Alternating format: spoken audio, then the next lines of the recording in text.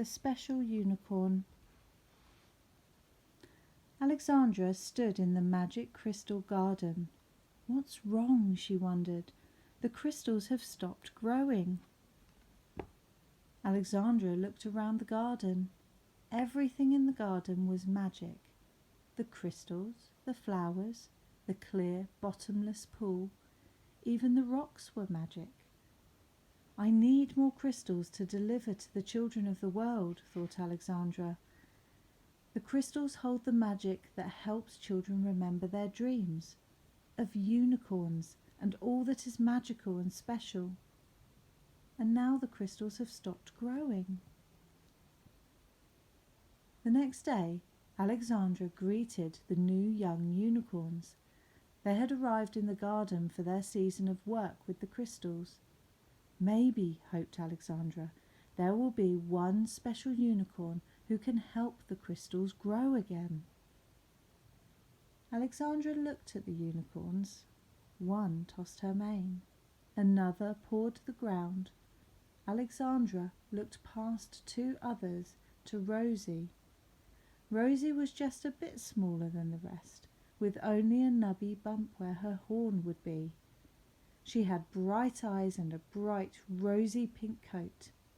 Come, Alexandra called to all the new unicorns. Come, work in the garden. As the days passed, Alexandra watched the young unicorns work.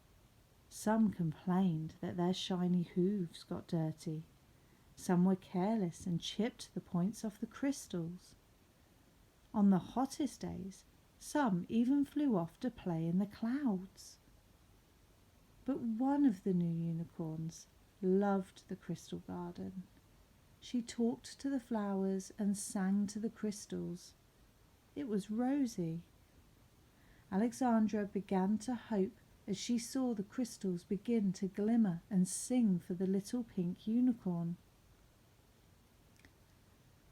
But the other unicorns started to make fun of Rosie.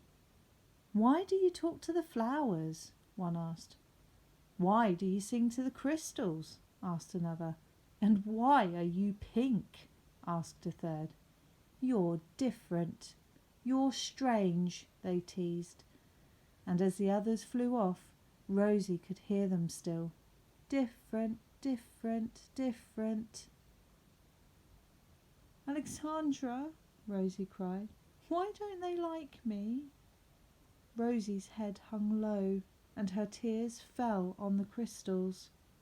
You're not like the others, Alexandra said. Of all the new ones, only you can hear the crystals sing. You're special. But before Alexandra could finish, Rosie stamped her hooves and cried, I hate being different, and off she flew. Alexandra stood looking at the garden. She watched sadly as the crystals grew dimmer. Soon, Rosie found the other unicorns playing a new game of Ride the Clouds. I've come to play with you, she called. But as soon as Rosie appeared, the largest unicorn called out, Catch us if you can, and all the other unicorns disappeared into the clouds. Rosie chased after the others, but suddenly she found herself caught in the middle of thick, dark clouds. She was tossed up and down by violent gusts of wind. Lightning flashed. Rosie turned and twisted, trying to escape, but the wind was too strong for her. She was caught in the fierce storm clouds, and the other unicorns were nowhere in sight. Rosie struggled in the storm for what seemed like many hours. Finally, a heavy gust of wind knocked her out of the clouds. Rosie landed in a heap in the forest.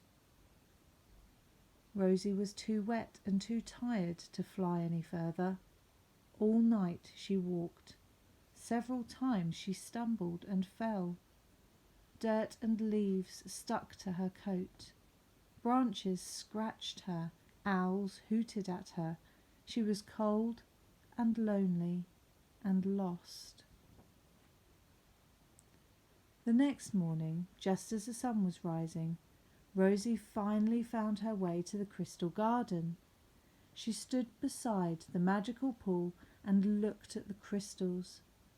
They seemed as lifeless as she felt. Then something inside of her whispered.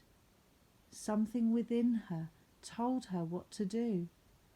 Rosie stood up tall, took a deep breath, and did something no other unicorn had ever done.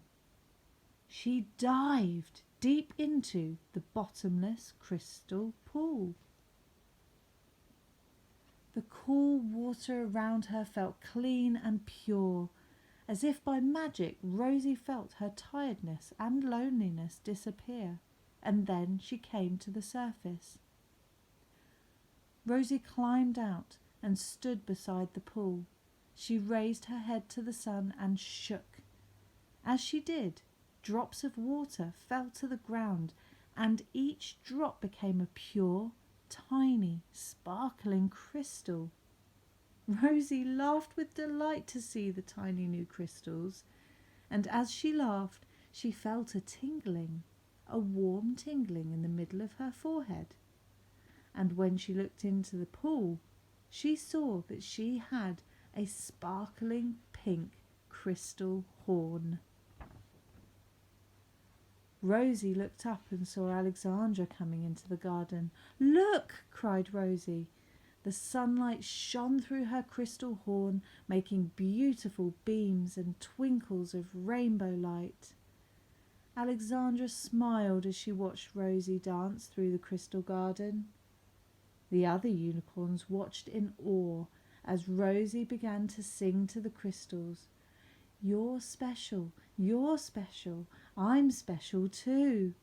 And the crystals sang back, "You're special, we're special, you're special too."